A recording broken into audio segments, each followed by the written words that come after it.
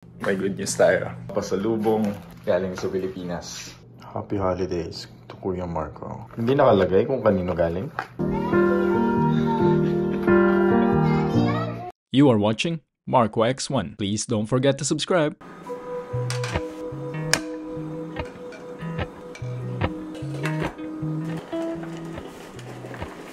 Umaga na naman.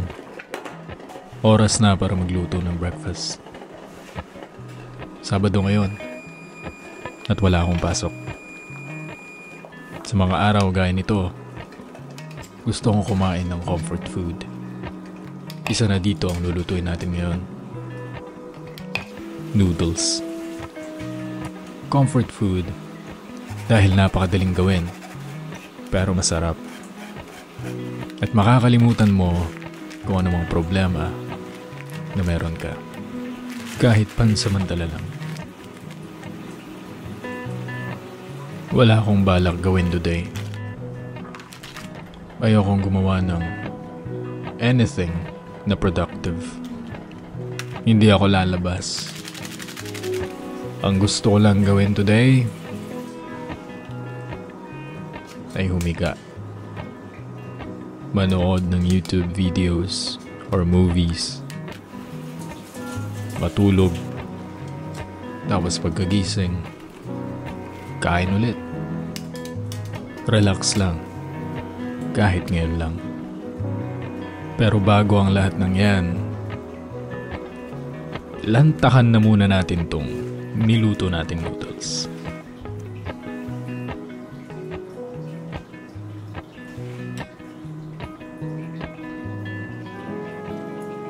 Sa mga moments gaya nito, nakakalimutan ko kung anong mga problema meron ako. Nakakalimutan ko kung anong problema meron ng society, ang economy, ang governments, mga giyera kung saan sa panig ng mundo.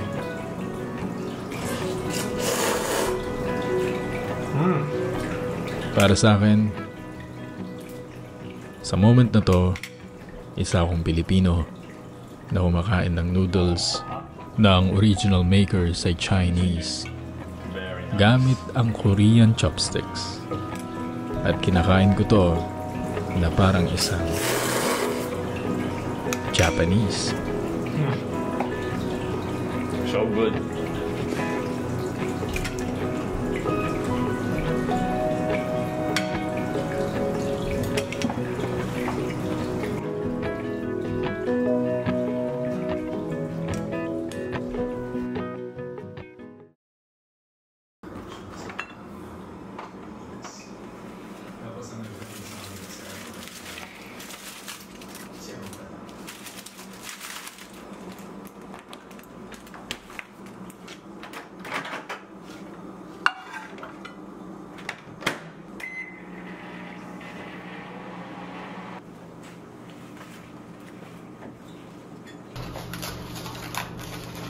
Shout out sa Brill family sa pagbibigay sa akin ng toothpick.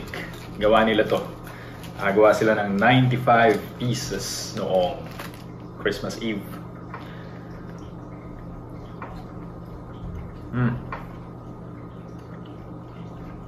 Tastes like home.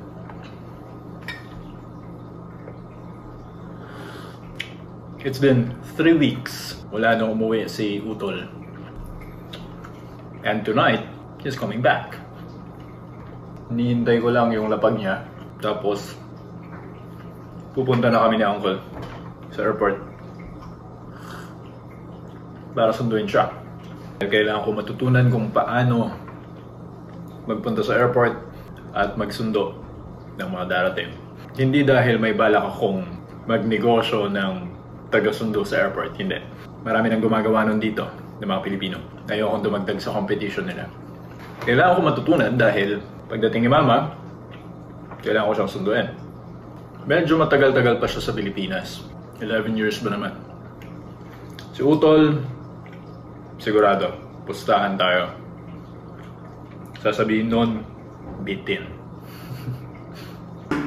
Maninigay ako. Nagre-ready pa lang sila last minute na bukas na yung flight namin. Wala ko isang buwan tapos na. Sila hindi. Marami na.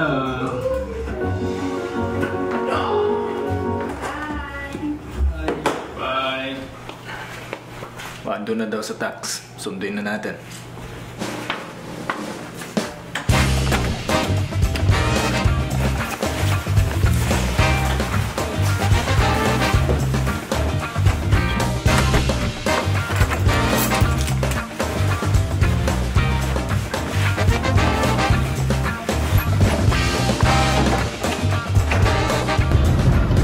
Dito na kami sa airport.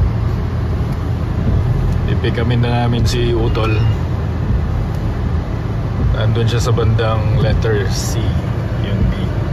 Pinuntahan na siya ni Uncle. Ayun na sila.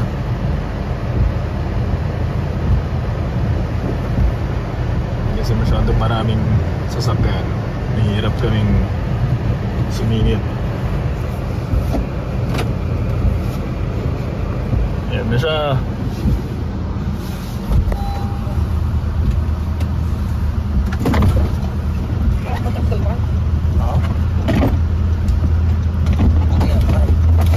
Kasha? Kurang ko maray, kurang na magaling.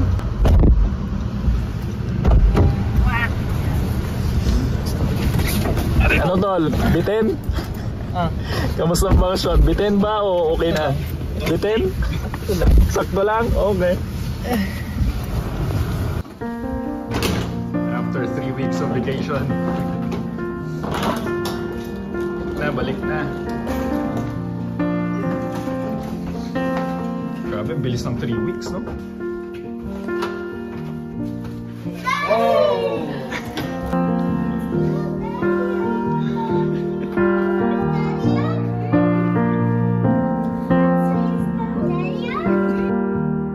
Tama nga si Utol. Sakto lang yung 3 weeks ng bakasyon dahil may babalikan siya ditong asawa at mga anak. A family.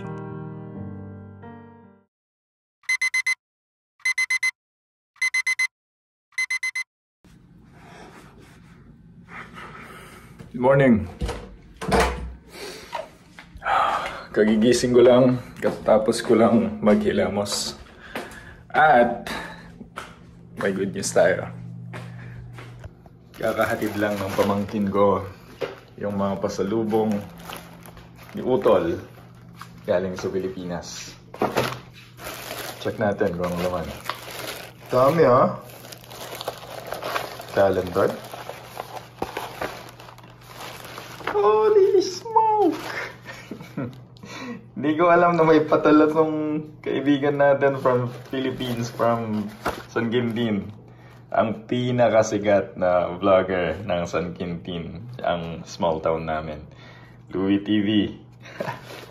Nice! Thank you. Thank you, Tol. Thank you, Louie. Nice. Ayos parang... Oh, may mug. Parang kung bata sa araw ng Christmas. So, ba may regalo tayo? Talaga. Hindi ako sanay na nakakatanggap ng regalo na nakabalot talaga. Happy Holidays to Kuya Marco. Hindi nakalagay kung kanino galing. Nakaka-curious. Kanino kaya galing ito? Mamaya natin buksan. Tignan muna natin kung ano laman ng supot natin. Oh, okay. MJ's. MJ's Health Products. Robusta Brew. 20 coffee bags. Wow, kape. Natuwa ako sa MJ's kasi MJ din ang palayaw ko. Kanino kaya galing? Siguro kay Auntie Sharon ulit.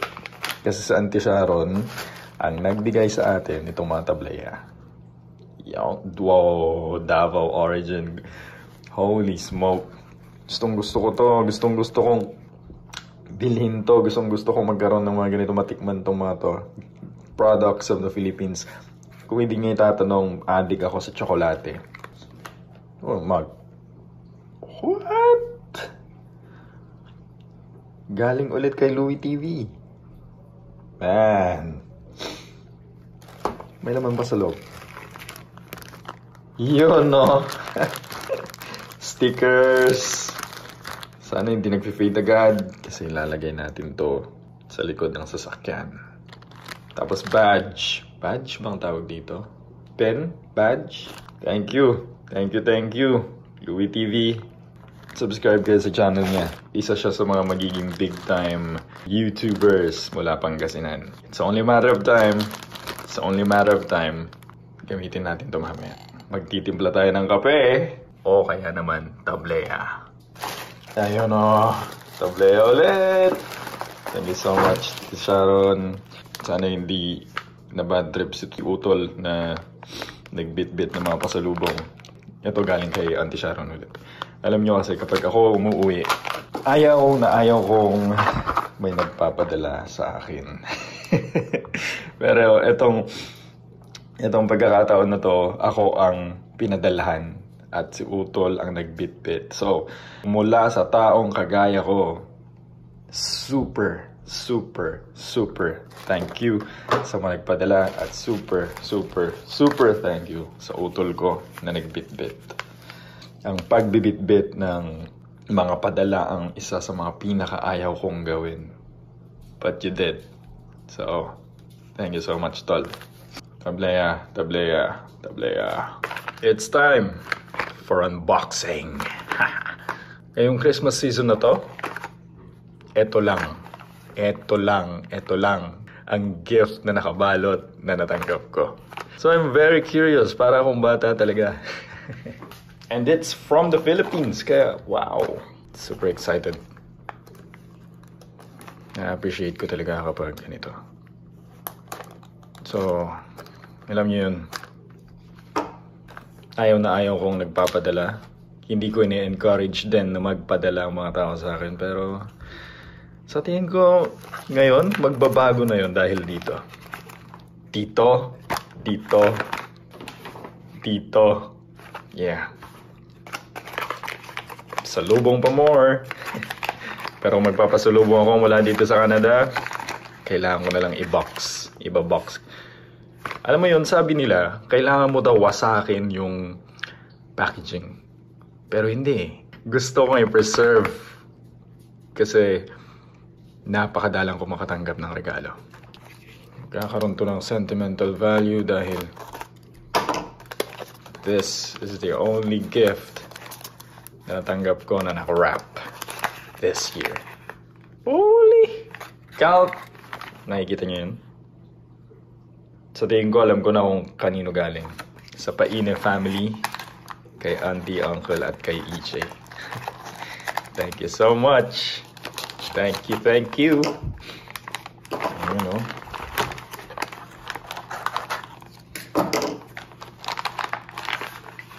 CK1! Kilala ko to. Kilala ko tong pabangong to. Ayun, no? Kilala ko tong pabango na to dahil ginamit ko tong pabango na to for more than 10 years. Kasi hindi naman ako masyadong nagpapabango.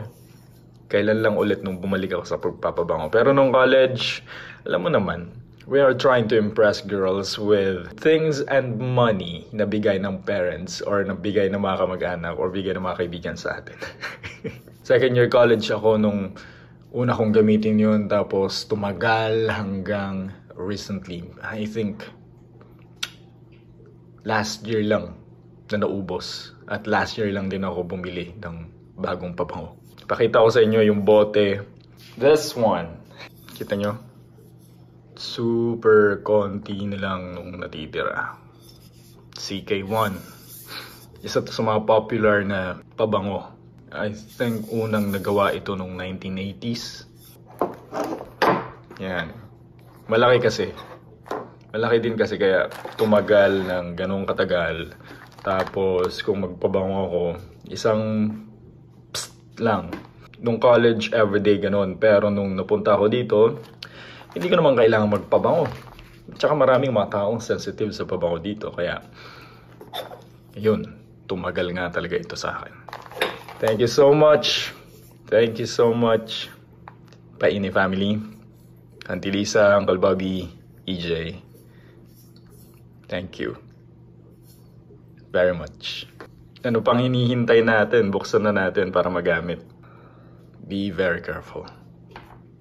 Hamihin ko lang konti. Walang kupas. Bango pa rin. Kung napansin nyo, yung box, hindi sealed. Walang plastic na nakabalot. Yun ay dahil galing din sa labas ng bansa sa Uncle Bobby. Kaya kapag bumili sa Uncle Bobby ng ganitong mga bagay na intention niyang iregalo, kailangan niyang tanggalin sa pagkakabalot sa plastic. Yung wala ng seal. Para hindi pagdudahan ng customs. So kapag natanggal na sa seal, pwede na niyang sabihin na ginagamit niya lang personally. Nakakuha kayo ng tip mula sa amin. Alright. Test na natin. So good. Walang kupas.